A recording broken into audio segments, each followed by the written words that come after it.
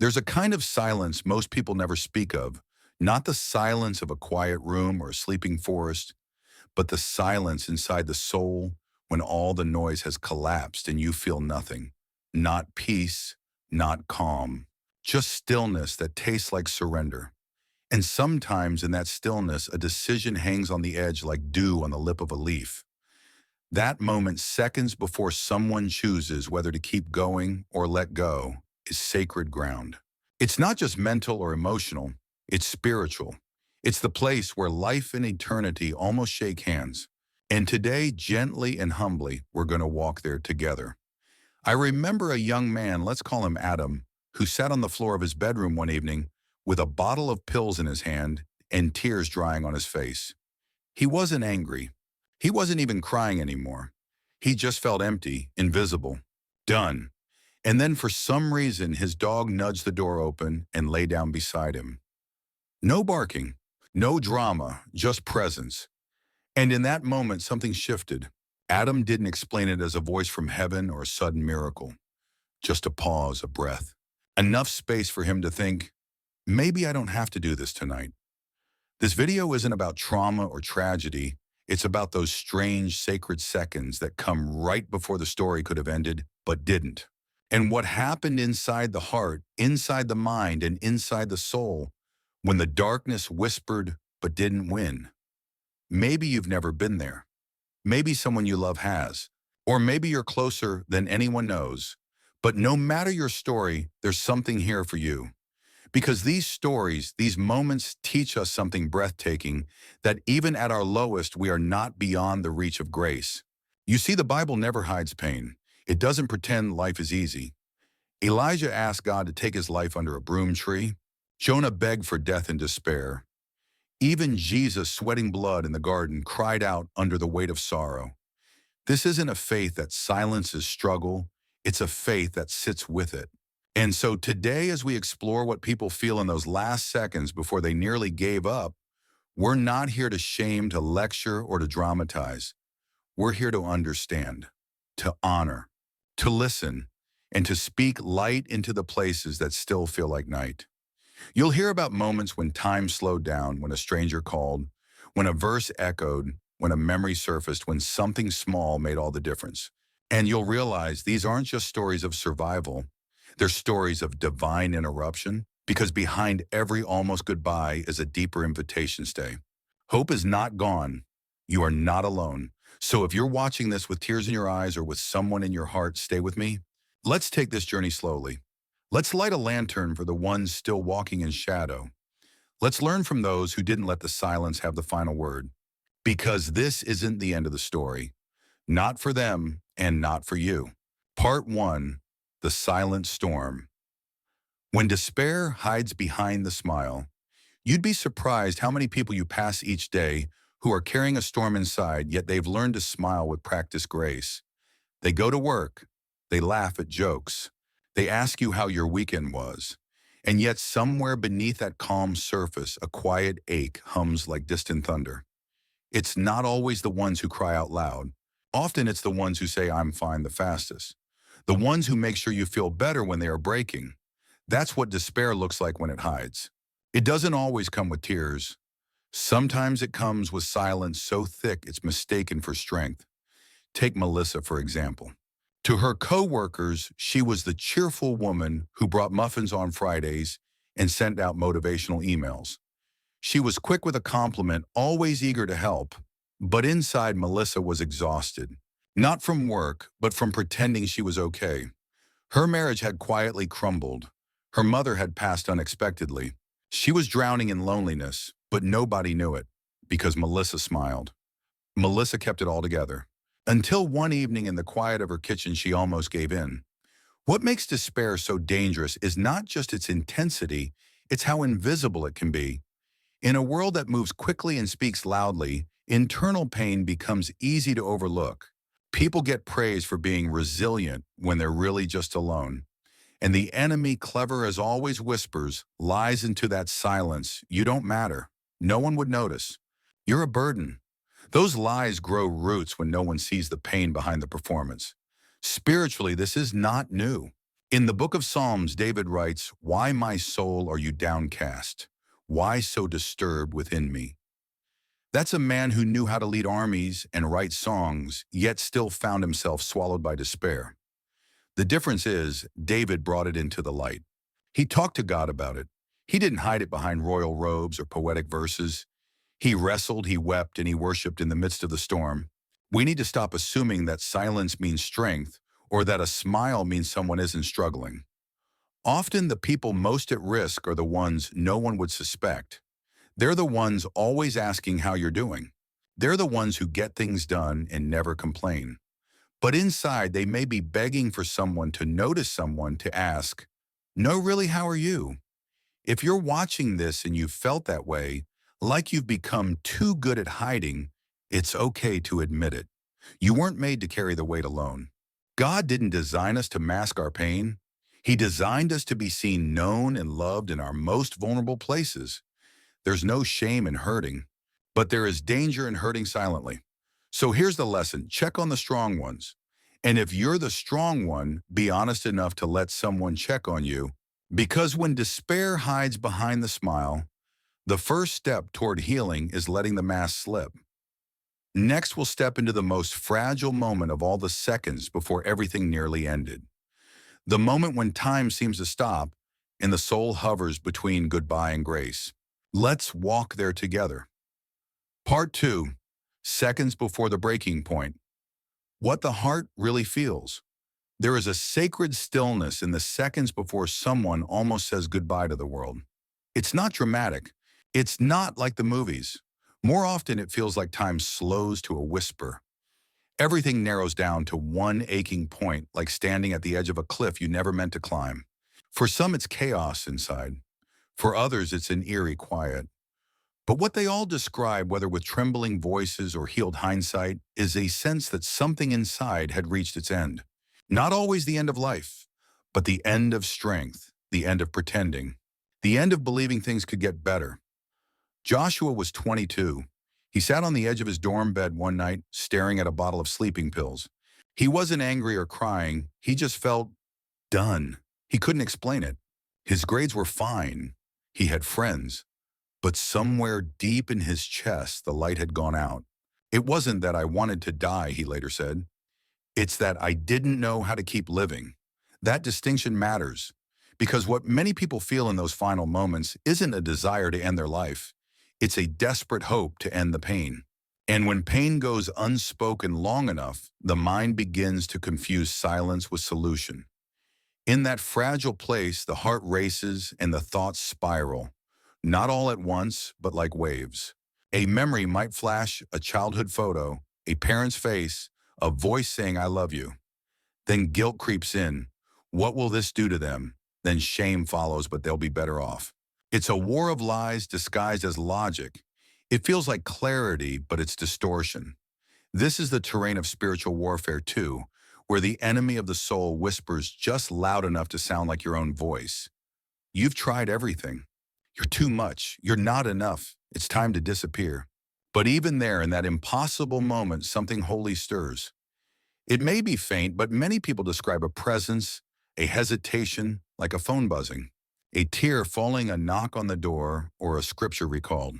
I felt like something or someone said, "Wait," one woman said. She now works in suicide prevention years later. She doesn't remember the details, just the pause. I don't know if it was God, my grandmother, or both. But I didn't take the pills. I sat there and cried for hours instead. And I woke up the next morning surprised I was still here. These stories are not exaggerations. They're windows into the heart's final cry, not "I want to die," but "I need help." And that help often comes in the most unlikely form, a moment of interruption, a voice that breaks through the fog, or a reason not to go through with it. They're evidence of humanity.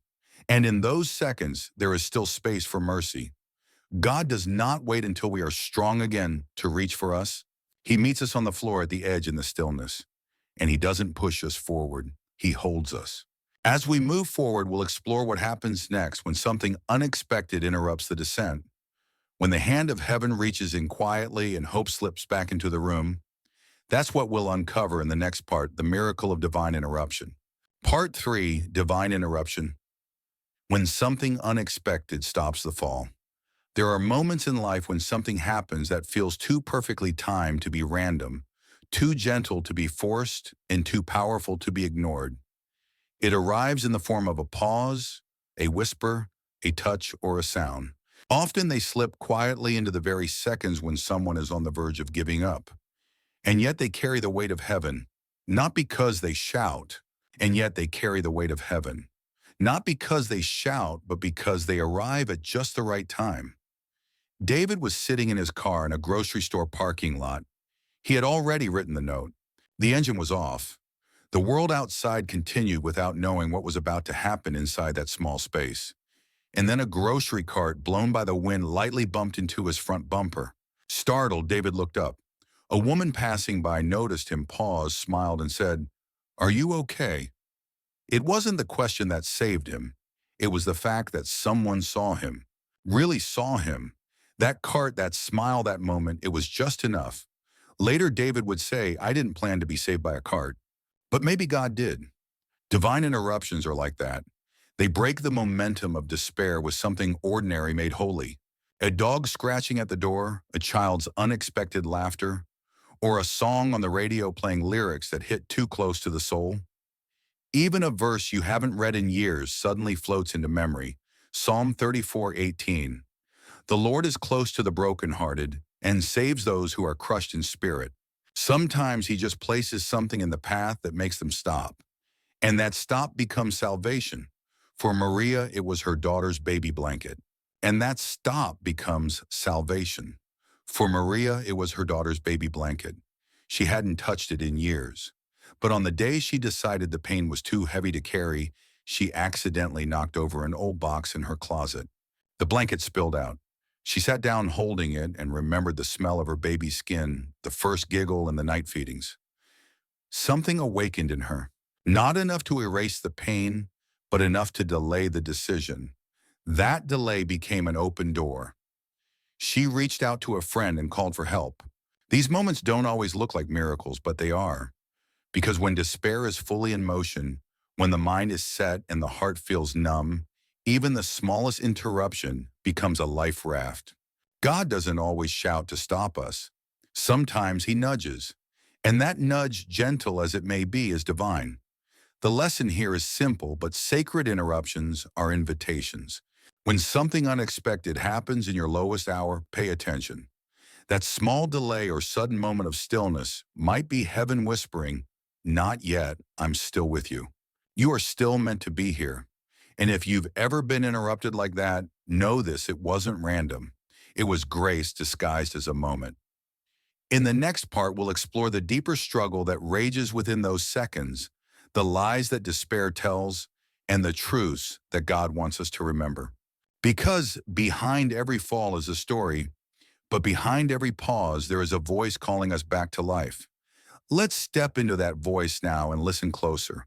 Part 4, the lie and the light.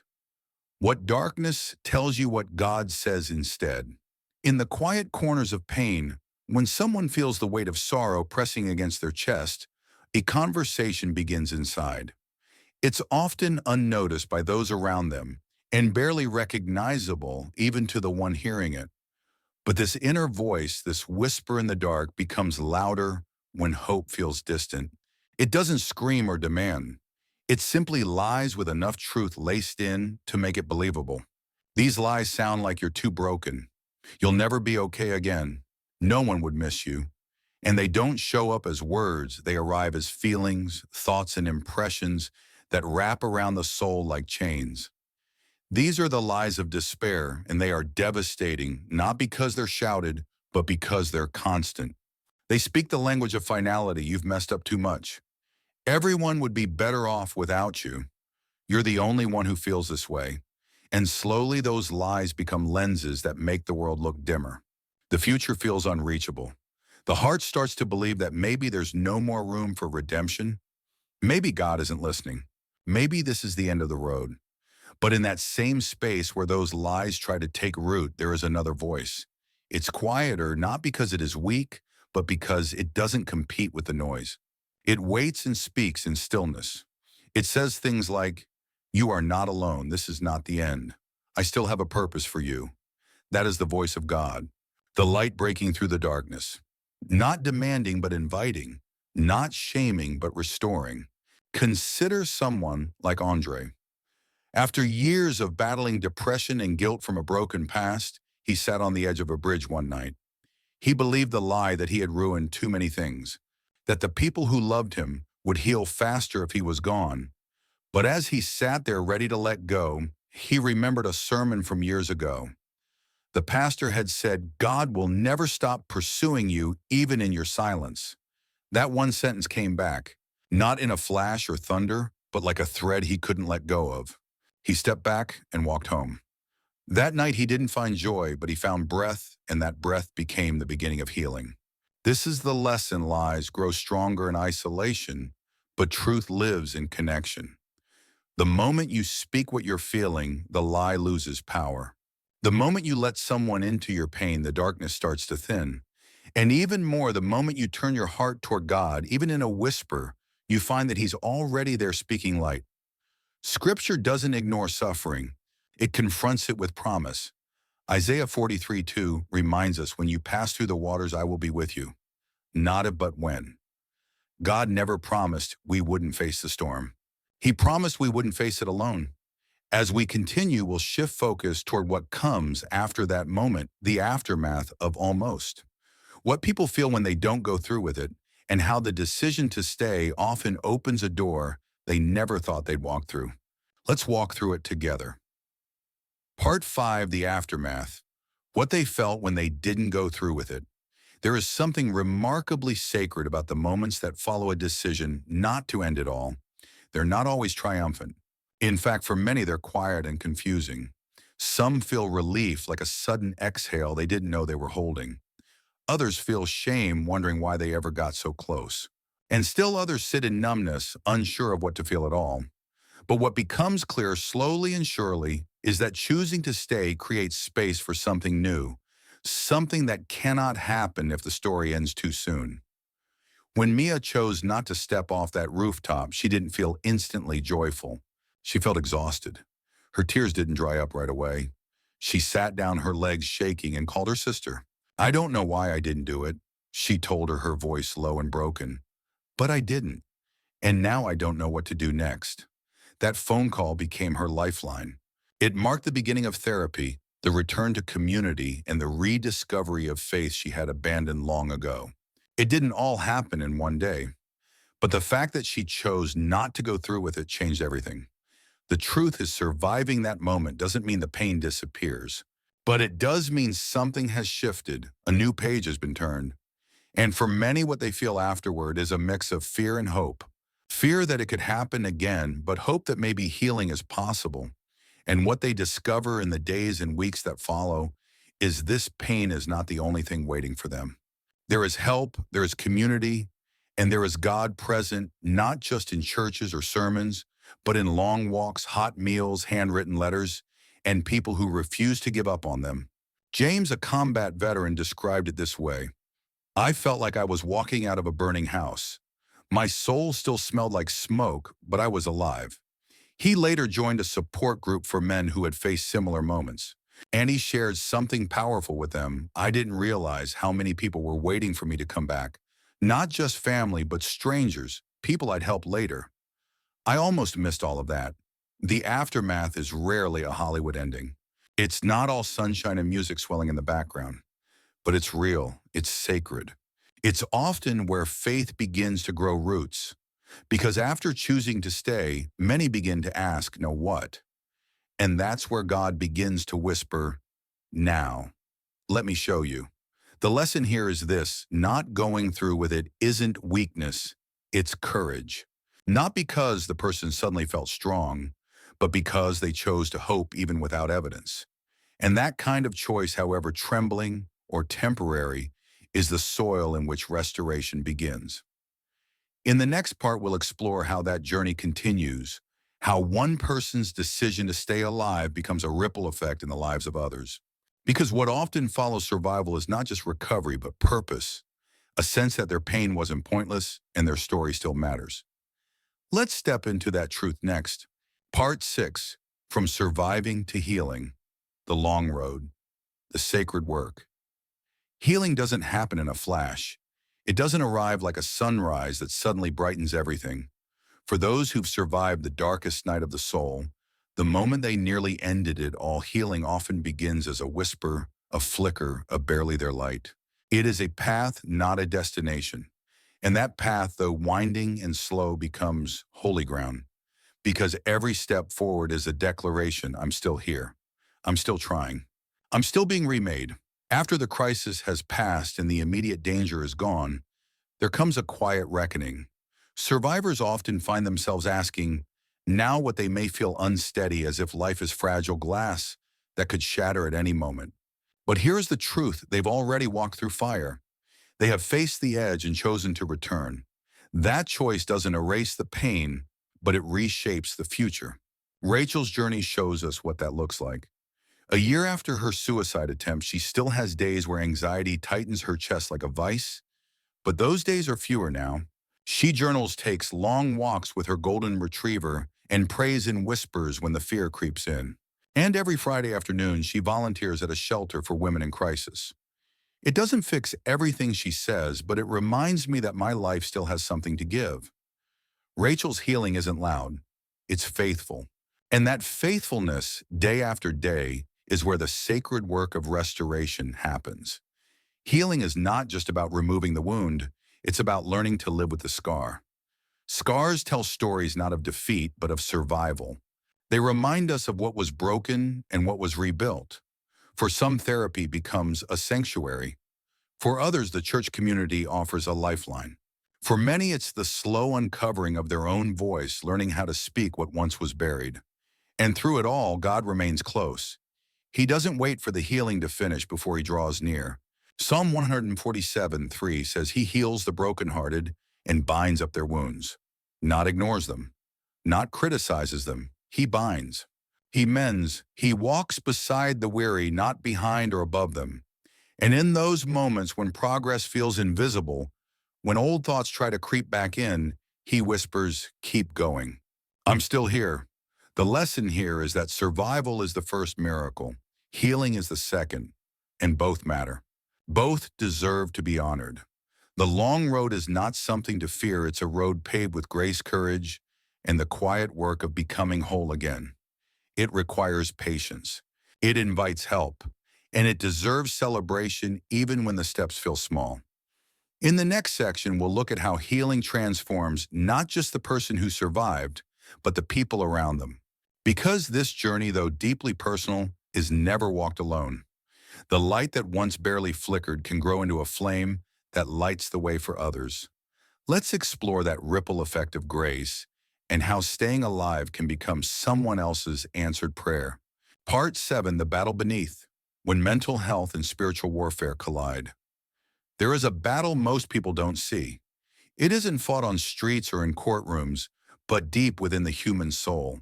It plays out quietly behind the smiles, underneath the laughter, and in the hours when the world has gone to sleep. It's where mental health struggles and spiritual warfare often intersect, not as enemies of one another, but as layers of the same invisible weight. And for someone standing on the edge, trying to make sense of their despair, it can feel like a war with no clear enemy and no clear escape. Mental health challenges like depression, anxiety, and trauma are not signs of weak faith. They are real, diagnosable, and often biological or situational conditions that affect people across every age, belief system, and background. But for those who believe in God, there's another layer, a spiritual one. Because when your mind is in pain, your spirit becomes vulnerable. And that's where the enemy steps in. Spiritual warfare doesn't always show up in the form of obvious evil. Sometimes it arrives as a quiet suggestion, a subtle accusation, a twisted version of truth. You're too broken for God to use. Real Christians don't feel this way. You're a burden to everyone. These aren't just thoughts. They're dart spiritual attacks aimed at the very identity God gave you. And when someone is already in a mental health crisis, those spiritual lies can feel like confirmation of their worst fears. But let's be clear, spiritual warfare does not mean that everything painful is demonic. And it certainly does not mean that people should stop seeking therapy or medication or professional help. In fact, one of the enemy's cruelest tactics is to convince people that faith alone should fix everything, and if they're still struggling, they must not have enough of it. That lie isolates people. It keeps them from reaching out. It turns suffering into shame. Faith isn't about denying the storm. It's about having an anchor in the middle of it. And that anchor for many looks like both prayer and professional help, like community support and clinical treatment, like daily scripture and daily medication, because the battle beneath is both physical and spiritual. And God is not limited to one method of healing. He works through counselors, doctors, pastors, and friends. He works through rest, rhythm, and grace. Consider Nathan, a young man who battled panic attacks for years. At first, he thought it was just a spiritual problem. He fasted, prayed, and begged God to take it away. And while he found peace in Scripture, the symptoms didn't vanish. It wasn't until a Christian therapist helped him understand his trauma and how his brain was wired that he began to experience relief. "I didn't lose faith," he said. "I just learned how to fight on two fronts." That's what many need to hear. Your battle is valid and your faith is still strong, even if healing takes more than prayer alone. The lesson here is powerful. Don't pit mental health and spiritual warfare against each other. Recognize them as parallel battles that often overlap, and fight both with wisdom, humility, and hope. Because healing is holistic, and God cares about every part of you, mind, body, and soul. As we move ahead, let's shift focus to what happens when the battle gives way to clarity. When someone begins to understand their pain, name it, and even use it to bring comfort to others. Because what once felt like a curse can, through grace, become a calling. And that's the beauty of redemption. What tried to destroy you can become the very thing God uses to save someone else. Let's look at that miracle next. Part 8. Love in Action.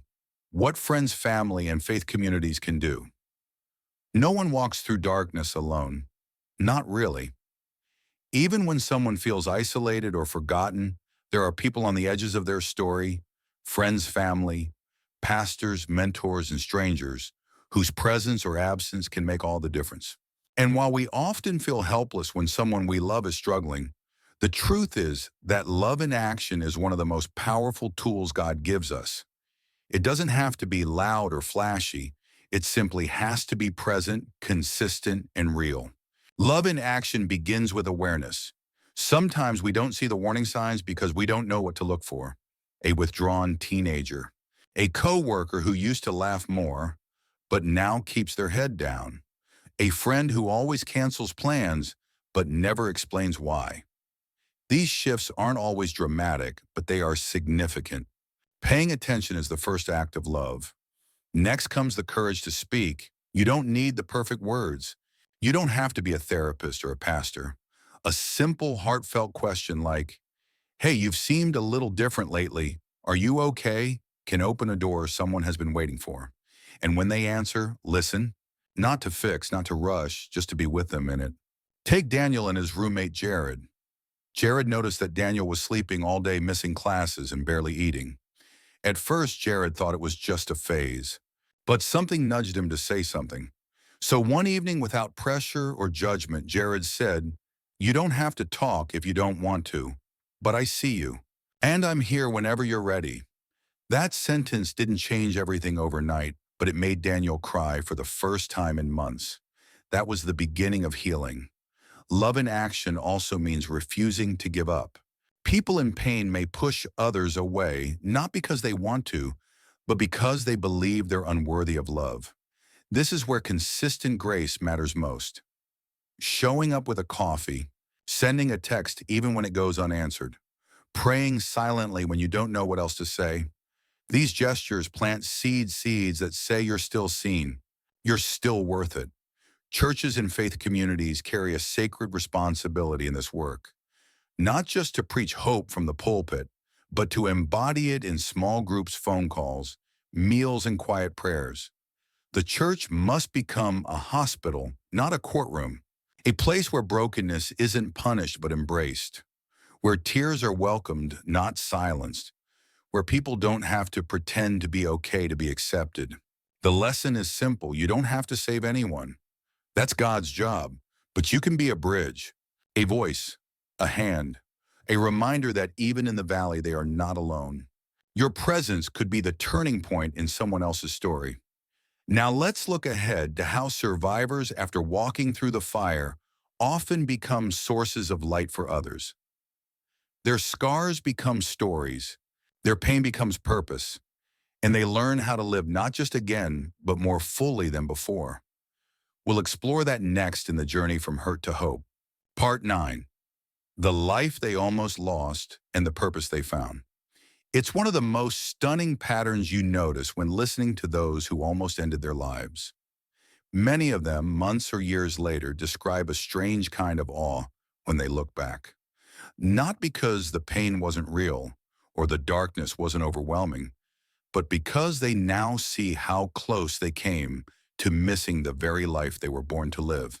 The life they almost lost became the place where they discovered their greatest sense of purpose. Take Evan. 3 years ago, he stood on the edge of a bridge, convinced the world would be better without him. A stranger walking by stopped, asked if he was okay, and refused to leave. That moment, so fragile and simple, became the hinge point of his life. Evan survived, entered therapy, slowly rebuilt his identity, and today he is a mental health advocate who speaks to high school students about suicide prevention. The irony, he says, is that the pain I thought disqualified me actually became my platform. My wounds became doors. This doesn't mean everyone who survives must become a public speaker or counselor, but it does mean that when someone returns from the brink, they often discover a depth of compassion and wisdom they never knew they had. They begin to recognize the invisible battles others are fighting. They learn how to ask better questions, how to sit longer in silence, and how to speak truth without judgment. That quiet ministry, the ministry of presence and understanding, can heal more than sermons ever could. Purpose doesn't always arrive in a thunderclap. Sometimes it grows slowly like a flower blooming in scorched earth. Survivors begin to cook again, paint again, care for pets, laugh without guilt. They notice things they once took for granted: the sky at dusk, the warmth of clean sheets, the voice of a friend on the other end of the phone. Gratitude begins to replace despair, not overnight, but steadily. As they walk forward, many realize that the very moment they feared would destroy them is now the place from which they help others rebuild. This doesn't erase their pain, it redeems it. They discover that the story doesn't end with survival. It blossoms into service, into love, into lives touched by the fact that one person chose to stay. It's not always grand or glamorous. Sometimes it's one person showing up every week to lead a support group, or quietly praying for others who struggle, or simply being someone's safe space. But make no mistake, this is purpose. This is calling. This is God taking ashes and crafting beauty one small act at a time. So here's the lesson: the life that almost ended can still overflow with meaning. The pain that almost consumed someone can become the very reason they carry hope. And no matter how far someone has fallen, there is still a way back, not just to breathing, but to belonging. Not just to existence, but to mission. In our final part, we'll bring everything together. We'll look at what it means to walk forward, not just as someone who survived, but as someone who now lives with eyes wide open, heart fully engaged, and soul anchored in a greater truth. Because staying alive isn't the end of the story. It's the beginning of a deeper, richer one. Let's take that step together. Part 10, the sacred invitation. There's still breath. There's still a way. If you are reading this, it means your heart is still beating. That alone is sacred. That breath in your lungs is not just biology, it's permission. It's proof that your story is not finished. And for anyone who has ever stood on the edge, unsure if they could take another step, this is what you need to know. As long as there is breath, there is still a way. The world might not always understand your pain. Even the people closest to you may not know the depth of what you've carried. But there is one who does. God doesn't wait for you to be perfect, put together, or healed before He welcomes you close. He comes to you in the middle of the chaos. He sits beside you when your pillow is wet with tears. He doesn't flinch at your darkness, and he doesn't withdraw from your questions. Instead, he whispers what your soul forgot to believe. You are still mine. You are still loved. And you are not alone. There's a sacred invitation woven into every day you wake up. It's not loud or pushy. It's quiet like a sunrise that breaks across the sky. You don't have to understand everything about God to receive it. You don't need all the answers or all the strength. You just need to say, yes, I want to keep going. I want to live. That yes is holy. It's brave. And it opens the door to something more than survival. It opens the door to grace. Emma's story reminds us how true that is. She had written the note. She had mapped out the plan. But a song played on the radio, an old hymn she hadn't heard in years. Something in it pierced her numbness. She stopped, cried, called her sister. Today, Emma mentors young women dealing with anxiety and depression. I never thought I'd be on this side of it, she says. But every morning I wake up, I thank God that I get another chance. Not a perfect life, but a real one. This is the lesson: God does not waste the life you almost lost. He redeems it, even if your healing takes years, even if your progress is slow, even if you have to start again tomorrow. He is not discouraged by your struggle. He is present in it. And so this moment is not just the end of a story, it's an invitation into a new one. A story where you are still here, still needed, still capable of love, light, and purpose. You were not created to vanish. You were made to shine, even if it's dim at first. And if you're tired, that's okay. Rest is holy too. But please stay. Choose to stay, not just because of what you've survived, but because of what you're still meant to discover. Let this final breath of this message be your reminder there is still a way forward. A sacred winding path carved by grace, lit by hope, and led by a Savior who knows suffering and overcomes it. He calls your name, not to shame you, not to rush you, but to welcome you home to the land of the living. In our conclusion, we'll wrap this journey with one last word of encouragement, pulling all the threads together into a single lasting truth, that life is worth living and you are worth loving. Let's step into that closing moment together. Conclusion. You are still here, and that changes everything. So here we are.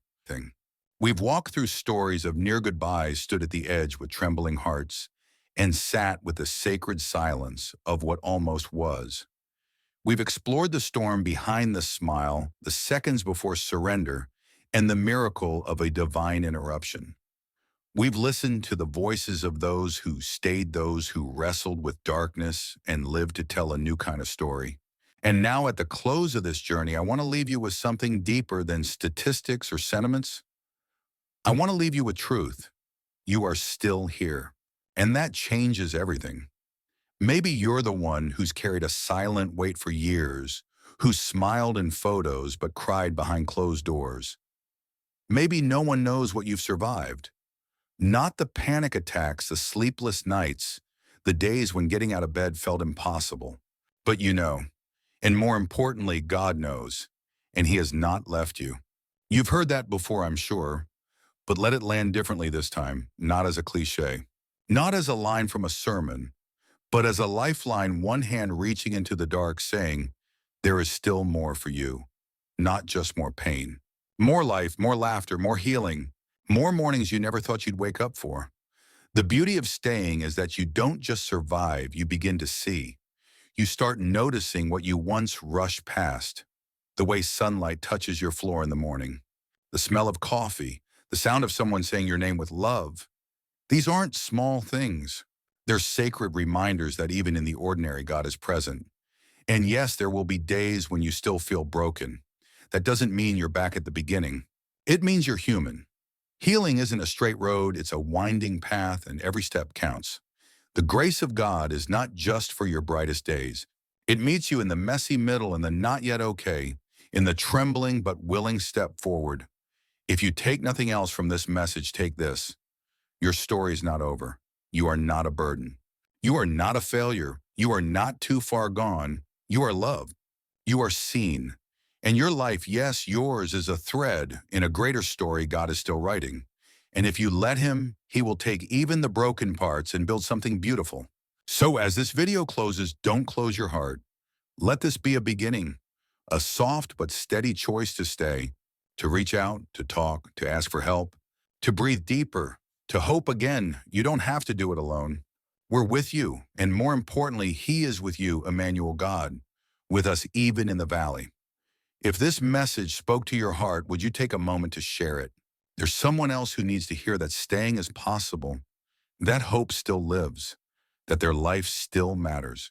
Like, subscribe, share, not for numbers, but for souls, for stories still unfolding, for lives not yet lost. You're still here, and that changes everything.